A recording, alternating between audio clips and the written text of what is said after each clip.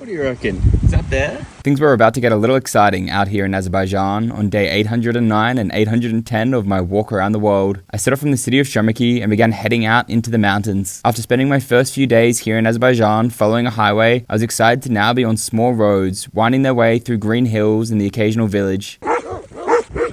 Back off. I was passing through my final village for the day when I was stopped by an old man. That was cute. I just had like a little meeting with 3 men of the village. One started talking to me and then he called over some of his neighbors and asking me, do I have a map? Checking I had food. Yeah, just making sure I knew what I was doing. I think they thought I was a little crazy. With their blessings, I continued deeper into the mountains as a thick fog rolled in, but it eventually began to clear as I trudged onwards. As the day came to an end, I filled up my water bottles from a stream and climbed a hill to set up camp for the night. This is...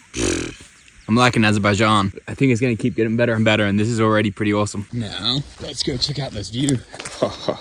Here we go. Azerbaijan. You are amazing. The next morning, I packed up my tent and followed a dirt track across a river and past a small village. From here, things were about to get a little more remote. The dirt track began to disappear and turned into a trail that got a little treacherous at times. I don't know if you can tell how steep that is, but that was terrifying.